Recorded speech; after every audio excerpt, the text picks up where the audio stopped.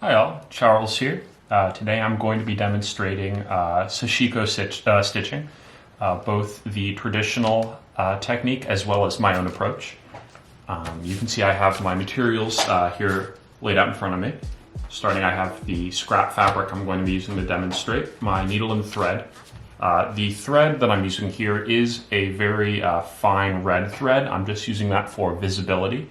Traditionally, you would use Sashiko thread. You can buy it online. It's a thicker, sort of a loose twist cotton. I also have my Sashiko style needle. It's a little longer and a little heavier than you will find in most traditional needle packs that you can buy online or in store.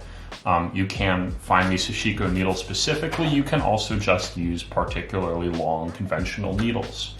I also have wax. This is just beeswax, and my thread snips. Any kind of thread snip will work here. Even just scissors. These are just particularly handy. And as far as thimbles go, this is where it gets interesting. I have my traditional Sashiko thimble. As you can see, it sits on my palm. Sort of protects that knuckle there. You can buy these online. In most cases, they're going to be metal. I'm not particularly fond of the metal thimbles. I like the leather ones. If you can find those are best. I also have this. This is something I make myself. You can probably find something similar to it online. This is what I like to use, and I'll show you why in a bit. So as you can see, I have my thread, my needle. I'm going to go ahead and wax my thread. What this does is sort of helps the thread, stiffens it a little bit. It also helps it kind of move through the fabric a little smoother. It doesn't tangle as much. It's not necessary, but it is particularly helpful for this kind of sewing. So I'm going to go ahead and I'm going to start. What I'm going to do first is actually just a little back stitch. So I'm going to flip the fabric here, just grab a little bit, pull the thread through. This will just help to lock it in place so it doesn't move around too much while we continue sewing.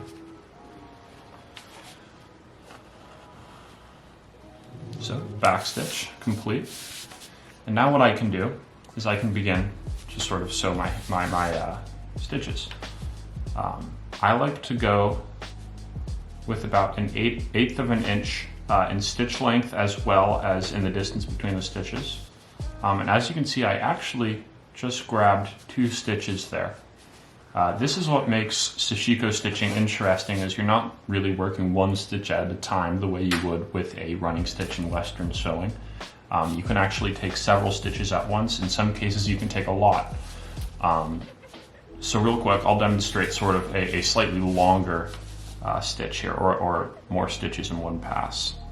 So you've got one there, one there, one there.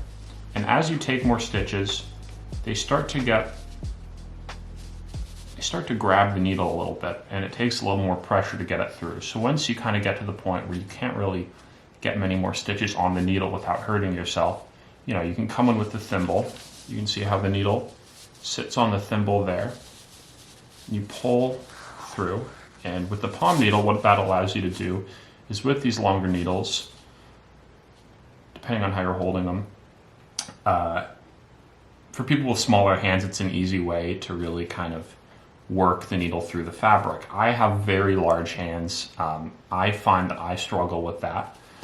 So I'll just do one more demonstration with the palm thimble, and then I will show my alternative for people with exceptionally large hands.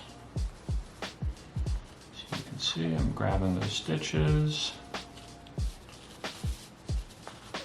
This is not my neatest sewing, but so you can see in one fluid motion, I kind of press the needle through with the palm thimble, hold it out. It works fine. But now I'm going to use the knuckle thimble that I like to use. So I make these, like I said, myself. I'm sure there's something available online. They're also pretty straightforward to make. I just take a piece of leather. This is actually old boot leather. Just sew a little bit on one end, and they just fit over your knuckle. They don't have to be particularly fixed. But what that allows me to do is hold the needle in this way, where it's tricky for me to reach the palm of my hand with my fingers there, but that knuckle there sits perfectly in place. So I can come in, oops,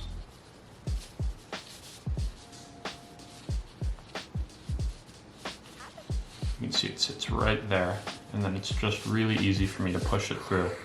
And in the same motion as with the palm thimble, I'm able to just sort of glide effortlessly through the fabric. I'm kind of coming in at an angle here, which is a little silly, but in this case, not particularly problematic. Let's see. Had a lot of coffee today, so I'm a little shaky. You can just keep working like this, and you know, if you are doing Sashiko, odds are you're working through multiple layers of fabric, so it may be trickier in some places to sort of manipulate the fabric, but that's what the left hand is for. So you can kind of see that I'm manipulating the fabric onto the needle as much as I am pushing the needle through the fabric. So it's both hands in tandem. And the actual flow here is pretty straightforward. Granted, it does take some getting used to, but really the more you do it, the faster it'll get, and the straighter you'll be able to work. You can see it's not the straightest there, but that's how I like to sew my Sashiko stitches. Traditional needle, somewhat traditional thread, not so traditional thimble. But I hope that is eye-opening as to how I like to do it, as well as how it is traditionally done. But yeah, Sashiko sewing.